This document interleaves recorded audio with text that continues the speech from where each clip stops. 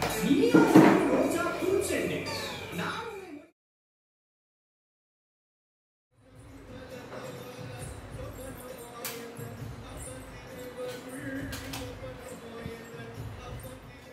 Hello வணக்கம். Welcome to Nidahas creations. எல்லோரும் எப்படி இருக்கீங்க? கண்டிப்பாக ரொம்ப நல்லா இருப்பீங்கன்னு நினைக்கிறேன், நம்புகிறேன். இந்த வீடியோ நீங்கள் இந்த தம்ப்நெயிலே பார்த்துருப்பீங்க என்ன மாதிரி வீடியோ அப்படின்னு. திருக்கார்த்திகை தீபம் அன்னைக்கு எடுத்த விலாக் தான். காலையில் எப்பவும் போல் ஏர்லியாகவே எந்திரிச்சு எனக்கு கொஞ்சம் ஜிஎஸ்டி விஷயமா ஒரு கவர்மெண்ட் ஆஃபீஸ் வரைக்கும் போகிற வேலை இருந்தது. அங்கே தான் போயிட்டு வந்திருந்தேன்னா வர்றதுக்கு ரொம்ப லேட் ஆகிடுச்சு. ஏன்னா 4 மணி 4:30 கிட்ட தான் நாங்கள் வீட்டுக்கே வந்தோம். காலையில் பசங்களை ஸ்கூல் விட்டுட்டு அப்படியே நாங்கள் கிளம்பிட்டோம். 8:30 இப்போலாம் நாங்கள் கிளம்பிட்டோம். நந்தனம் சைடு தான் நமக்கு அங்கே சொல்லியிருந்தாங்க. அங்கே போயிட்டு அங்கே சில விஷயங்கள்லாம் பண்ணி அங்கே எழுதி கொடுத்து என்னென்னவோ அதெல்லாம் பெரிய ஒரு ப்ரொசீஜர் போய்ட்டு இருந்துச்சு.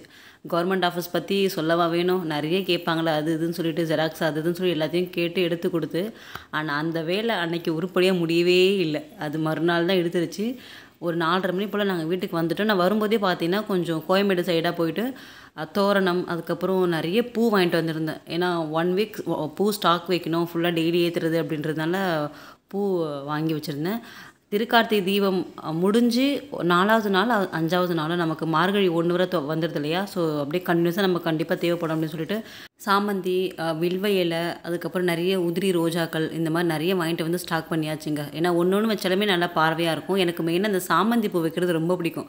அது வாசனை வராது அந்தளவுக்கு பெருசாக, பட் சாமி படங்கள் அந்த பூஜை ரூமே அப்படியே நிறைஞ்ச மாதிரி நல்லாயிருக்கும். அது வைக்கும்போது அதான் நல்லா பெரிய பெரிய முகமாக இருக்கிற மாதிரி பார்த்து பூ வாங்கிட்டு வந்து வச்சு ஸ்டாக் பண்ணிவிட்டு நோட் எடுத்தேன் என்னெல்லாம் நம்ம பண்ணணும் அப்படின்றது. அப்படியே ஒரு லிஸ்ட் மாதிரி போட்டேன். இந்த லிஸ்ட்டு ப்ரிப்பேர் பண்ணால் தான் எனக்கு கரெக்டாக முடியும். ஒன்று கூட மிஸ் பண்ண மாட்டேன். எந்த பூஜை என்ன மந்திரம் எல்லாமே எழுதிட்டு அதுக்கப்புறம் ஸ்டவ் ஆன் பண்ணி அரிசியை ஒலைய போட்டு கொஞ்சம் அப்படியே கூட சாம்பாருக்கு பொரியலுக்கு இதெல்லாம் பண்ணி எல்லாத்தையும் அங்கே கிச்சனில் ஓரளவுக்கு வேலையை முடிச்சுட்டு அப்புறம் பாப்பாவை ஒரு 5 மணி போய் டியூஷன் சேர்த்தாச்சு. இந்த மேரியா கிட்டே தான் டியூஷனு. அங்கே அவங்கள போய் கொண்டு போய் விட்டுட்டு அதுக்கப்புறம் நான் வந்து அவங்க ஹஸ்பண்டும் ஆஃபீஸ் கிளம்பணும்னு சொன்னாங்களா. கரெக்டாக 6 மணி போல் நமக்கு தீபம் டிவியில் கொஞ்ச நேரம் வெயிட் பண்ணுங்க, இதை பார்த்துட்டு போங்க அப்படின்னு சொல்லிட்டு அவங்கள வெயிட் பண்ண வச்சு அந்த தீபம் கரெக்டாக 6 மணி போல் திருவண்ணாமலையில் அண்ணாமலையாரோட தீபம் ஏற்றுனாங்க. அதை பார்த்துட்டு அண்ணாமலையாருக்கு ரோகரான் சொல்லிட்டு ஃபேமிலி ஃபுல்லாக கத்திட்டு இருந்தோம். நல்லா இருந்தது அந்த மொமெண்ட்டு. அதுக்கப்புறம் நான் பூஜை ரூமில் மட்டும் அந்த காமாட்சி அம்மன் விளக்கு இருக்கு இல்லையா, அது மட்டும் ஏற்றி விட்டுட்டு அதுக்கப்புறம் தான் நான் வாசலில் விளக்கு வைக்க ஸ்டார்ட் பண்ணியிருந்தேன். ஏன்னா நம்ம அந்த தீபம் பார்த்துட்டு கண்டிப்பாக வீட்டில் வந்து விளக்கேற்றணும். எல்லாமே ரெடியாக இருக்குது அப்படின்னா நம்ம அப்பப்போவே ஏற்றிருப்பீங்க. எனக்கு எதுவுமே ரெடி ஆகலை. நானுமே ஏதோ ஃப்ரெஷ்அப்லாம் ஆகலை. வெறும் தீபம் மட்டும் பார்த்துட்டு உள்ள சாமி ரூமில் மட்டும் ஒரு விளக்கு மட்டும் ஏற்றிருந்தேன். அதுக்கப்புறம் போய்ட்டு ரிமைனிங் ஒர்க் இருந்தது. கிச்சன் க்ளீன் பண்ணுறது, சமைச்சதெல்லாம் வேறு பாத்திரத்துக்கு மாதிரி அதெல்லாம் கம்ப்ளீட்டாக ஏற கட்டிட்டு, ஏன்னா அங்கே தீபம்லாம் வைக்கணும் இல்லையா, அதனால் ஃபுல்லாக க்ளீன் பண்ணிவிட்டு அன்னபூர்ணி அம்மன் கிட்ட ஒரு கோலம் போட்டு அங்கே ஒரு தீபம். அதுக்கப்புறம் நானும் போயிட்டு அழகாக ட்ரெஸ்லாம் மாற்றி சாரீலாம் கட்டிட்டு வந்து அப்புறம் வாசல்லேருந்து ஃபுல்லாக தீபம் ஏற்ற ஸ்டார்ட் பண்ணியாச்சு. அவங்க ஆஃபீஸ் கிளம்பிட்டாங்க. தம்பி இருந்தான், அவன் தான் வந்துட்டு அதாவது கிருஷவ் விளக்குக்கு வந்து எண்ணெய்லாம் ஊற்றி திரியெல்லாம் போட்டு குழந்தை அழகாக எனக்கு ஹெல்ப் பண்ணிகிட்டு இருந்தான். ஒரு 38 நினைக்கிறேன், 38 இல்லை 35 சம்திங் சரியாக தெரியல. அத்தனை விளக்கு வந்துட்டு ஏற்றிருந்தேன். எல்லாத்துக்கும் குழந்தை எண்ணெய் போட்டு திரியெல்லாம் போட்டு எனக்கு ரெடி பண்ணி கொடுத்துருந்தான். எல்லாம் வீட்டு நிலவாசலில், அதுக்கப்புறம் இந்த பெட்ரூமில் 2, அந்த பெட்ரூமில் 2, கிச்சனில் ஃபுல்லாக ஏற்றிட்டு அன்னபூர்ணி மகிழ விளக்கெலாம் ஏற்றிட்டு பூஜை ரூமில் மட்டும் காலையில் நான் படத்துங்களுக்கு பூவெல்லாம் போட்டுட்டு இருந்தது எல்லாமே அதெல்லாம் எடுத்துகிட்டு ஃப்ரெஷ்ஷாக பூ போட்டு விட்டுருந்தேன். நிறைய வாங்கிட்டு வந்தேன்னு சொன்னேன் இல்லையா, அதை ஃப்ரெஷ்ஷாக போட்டுட்டு மெயினாக இந்த வில்வ இலை வந்துட்டு நம்ம அன்றைக்கி அர்ச்சனை பண்ணுறது ரொம்ப சிறப்பு. நான் வந்துட்டு வில்வ இலையை மாலையாக கோத்து அண்ணாமலையார் உண்ணாமலையம்மா படம் இருக்குது என்கிட்ட, திருவண்ணாமலையிலேருந்து வாங்கிட்டு வந்ததுன்னு நினைக்கிறேன். அதை கீழே இறக்கி வச்சு லிங்கம்லாம் இருக்கு இல்லையா, அவங்களுக்கு அபிஷேகம்லாம் பண்ணி அழகாக அவங்களுக்கு எல்லாமே போட்டு இலை போட்டு படையிலுமே படித்தாச்சு. நிறைய பேர் ஷார்ட்ஸ் பார்த்துட்டு என்னக்கா நீங்கள் வந்துட்டு பேப்பர் இலை போட்டிருக்கீங்க அப்படின்னு சொன்னீங்க.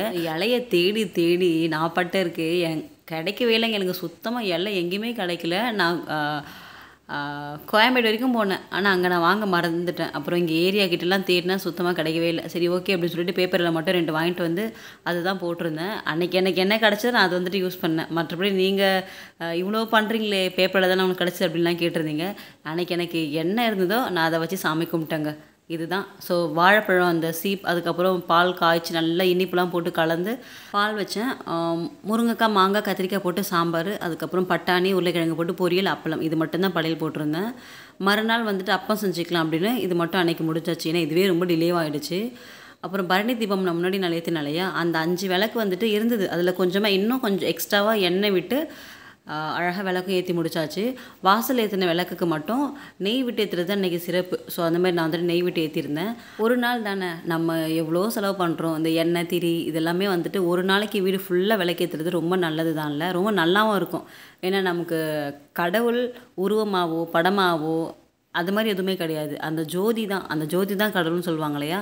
ஸோ வெளியில் பார்த்தீங்கன்னா வாசலில் அழகாக கோலம் போட்டு, கண்டிப்பாக கார்த்திகை தீபம்னாலே நம்ம அந்த விளக்கு கோலம் தானே போடுவோம். 2 சைடில் குத்துலகு தொங்குற மாதிரி, அதுக்கப்புறம் நடுவில் விளக்கு இருக்கிற மாதிரி போட்டுட்டு, கோலத்துக்கு நடுவில் 4 விளக்கு, 2 சைடு கீழே வந்துட்டு 2 விளக்கு வச்சுருக்கேன். இந்த 2 வந்து க்ளோஸ் பண்ணுற மாதிரி வச்சுருக்கேன்.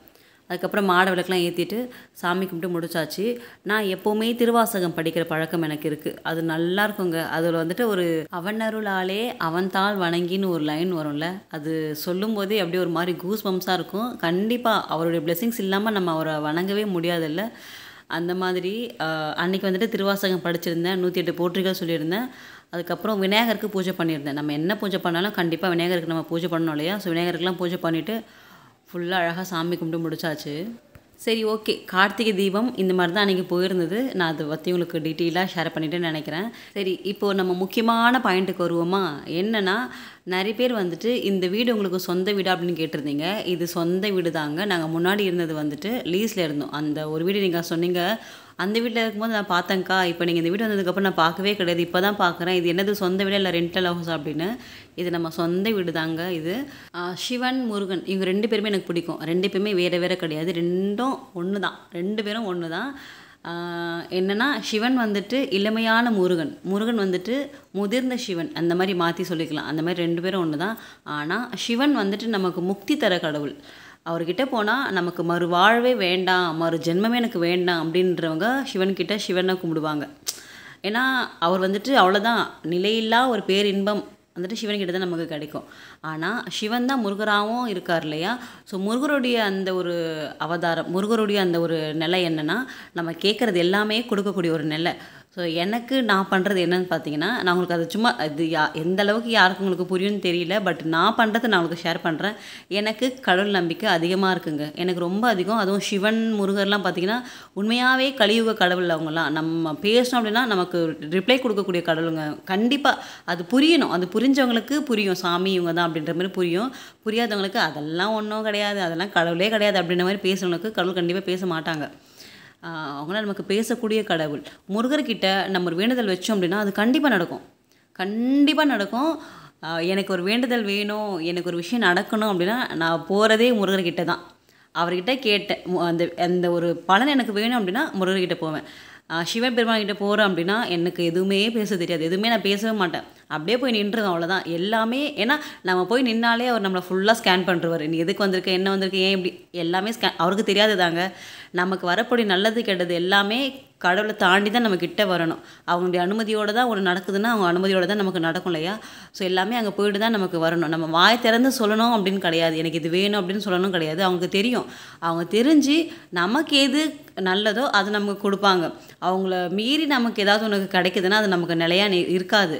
அவங்களுடைய பெர்மிஷன் நமக்கு ஒன்று கிடைக்குதுன்னா அது கண்டிப்பாக நிலையாக இருக்கும். ஸோ சிவன் கோவிலில் நிறைய போவேன், இன்னுமே போயிட்டு தான் இருக்கேன். அங்கே போனால் எனக்கு ஒரு வேண்டுதலும் எதுவுமே தோணாது, அப்படியே நின்றுவேன். ஓம் சிவாய நம்ம அப்படின்னு சொல்லிட்டு அப்படியே நின்றுவேன். ஆனால் முருகர் கோவில் போனேன் அப்படின்னா கேட்டுகிட்டே இருப்பேன், ஒரு லிஸ்ட்டு மாதிரி போட்டு இது அதுன்னு சொல்லிட்டு கேட்டுகிட்டே இருப்பேன். அது ஒன்றா கண்டிப்பாக நடக்கும். ஸோ இதுதான், நீங்கள் நிறைய பேர் கேட்டிங்க, உங்களுக்கு சிவன் தான் பிடிக்குமா முருகர் பிடிக்காது அப்படின்னு கேட்டிங்க. என்னங்க நீங்கள் இதெல்லாம் ஒரு கேள்வியான்ற மாதிரி தான் இருந்தது. எனக்கு 2 பேருமே பிடிக்கும். 2 பேர் மட்டும் இல்லை, எனக்கு எல்லாமே பிடிக்கும். எல்லாருமே சிவன் தான் எல்லாமே, அந்த மாதிரி வந்துட்டு நான் நினைக்கிறவ, அதுதான் உண்மையும் கூட. ஸோ எனக்கு ஒரு நல்லது வேணும், எனக்கு ஒரு பொருள் எனக்கு கிடைக்கணும் அப்படின்னா முருகர்கிட்ட தான் போவேன். அவர்கிட்ட மட்டும்தான் நான் வந்துட்டு அதை வேண்டுதல் வைப்பேன். சாய்பாபா அவங்கக்கிட்ட. ஆனால் சிவன்கிட்ட போனால் எதுவுமே வேண்ட மாட்டேன், அவர்கிட்ட போனால் முக்தி தான் நமக்கு. ஸோ அதுக்கேற்ற மாதிரி ஓம் சிவாய நம அப்படின்னு மட்டும் சொல்லிட்டு வந்துடுவேன். அவருடைய மந்திரத்தை சொல்லிகிட்டே இருப்பேன். இந்த மாதிரி தான் என்னுடைய அந்த பூஜை எல்லாமே இருக்கும். இது விளக்கேற்றும் போது என்ன மந்திரம் சொல்வீங்க, வீட்டுக்கு பெல் அடிக்கும் போது, அதாவது வீட்டில் தீபம் காட்டும் இல்லையா, அப்போ நீங்கள் என்ன மந்திரம் சொல்வீங்க, கோவிலுக்கு போன என்ன மந்திரம் சொல்வீங்க. இப்போ சிவன் கோவில் போகிறோம் அப்படின்னா ஓம் சிவாய நம்ம, பெருமாள் கோவில் போகிறோம் அப்படின்னா ஓம் நமோ நாராயணா, இல்லாட்டி கோவிந்தா போடலாம். முருகர் கோவில் போனோம் அப்படின்னா அரோகரா போடலாம், இல்லை முருகா போற்றின்னு சொல்லலாம். அவங்க பேரை கொண்டு நம்ம போற்றிகளோ நமக அந்த மாதிரி சொல்லும்போது அதுவே ஒரு மந்திரம் மாதிரி தான் நமக்கு வந்துடும் இல்லையா. ஸோ எனக்கு இதுதான் இப்படி தான் நான் வந்துட்டு பண்ணுவேங்க. இன்னொன்று எனக்கு எப்போவுமே பார்த்தீங்கன்னா நிறைய பேர் சொல்லுவாங்க, நான் சாமிக்காக தான் பண்ணுறேன், எனக்கு சாமிக்கு தான் நான் பண்ணுறேங்க, மற்றபடி எனக்கு எதுவுமே இல்லை அப்படின்லாம் சொல்லுவாங்க. ஆனால் நான் அந்த மாதிரிலாம் கிடையாதுங்க. என் தேவைக்காக தான் நான் சாமி கும்பிட்றேன். அது உண்மையுமே கூட. ஏன்னா சாமிக்கு நான் என்ன வேணால் நான் பண்ணலாம். சாமிக்கு நான் உண்மையாக இருந்தாலே போதும், சாமி எனக்குள்ளே வந்துடுவாங்க. நான் யாருக்கும் எந்த துரோகமும் பண்ணாமல் உண்மையாக இருந்தால் சாமி என் கூட தான் இருப்பாங்க. பட் ஒரு விஷயம் நான் பண்ணுறேன், ஒரு பூஜையாக இருக்கட்டுமே, ஒரு சிம்பிளான பூஜையாக இருக்கட்டும், இல்லை மெனக்கெட்டு ஒரு பொருளாக வாங்கி காசு செலவு பண்ணி ஒரு பூஜை பண்ணுறேன் அப்படின்னா, அதில் எனக்கு என்ன நல்லது இருக்குது, எனக்கு என்ன சாமி கொடுக்க போகிறாங்க அப்படின்ற ஒரு ஒரு இதுதான் வந்துட்டு நான் அங்கே வைக்க போகிறேன். ஓகேவா? ஏன்னா சாமியோடைய ஒரு இதுவே அவர் படைச்ச நம்ம எல்லாருமே சந்தோஷமாக இருக்கணும். நமக்கு ஒரு விஷயம் நல்லது நடக்குது கெட்டது நடக்குது அப்படின்னா நம்ம முதல்ல போகிறது நம்ம சாமி கிட்ட தான் போகிறோம் இல்லையா? இப்போ ஏன்னா அவர் படைச்ச நம்ம அவர் தான் காப்பாற்றி ஆகணும், அவர் தான் நமக்கு எல்லாமே செஞ்சே ஆகணும். ஆனால் நம்ம ஒரு விஷயம் செய்யும்போது நம்மளுடைய பெனிஃபிட்டு கண்டிப்பாக நம்ம அடையணும். நான் ஏனோ பண்ணேன், பூஜை பண்ணேன், மந்திரம் சொன்னேன், எதுவும் நடக்குது அப்படின்னு இருக்கவே கூடாது. நான் செஞ்சேன், எனக்கு அந்த இது நடந்தே ஆகணும், நடந்தே தீரணும், அந்த மாதிரி ஒரு மைண்ட் செட் கொண்டு வாங்க. எனக்கு வேணும், எனக்கு நடந்தே ஆகணும் அப்படின்னு மைண்ட் செட் கொண்டு வாங்க. ஒரு கட்டத்துக்கு மேலே அது நடக்கா காட்டி ஒரு கட்டத்துக்கு மேலே அது உங்களுக்கே பிடிக்காம போயிடும். அது வந்துட்டு அது உங்களுக்கானது இல்லை அப்படின்ற மாதிரி ஒரு மைண்ட் செட் நீங்களே புரிஞ்சுக்குவீங்க. இதுதான் கடவுளுடைய ஒரு அனுகிரகம். ஸோ கண்டிப்பாக வீடியோ பிடிக்கும்னு நினைக்கிறேன். மறக்காம லைக் பண்ணிட்டு சேனலை சப்ஸ்கிரைப் பண்ணிக்கோங்க.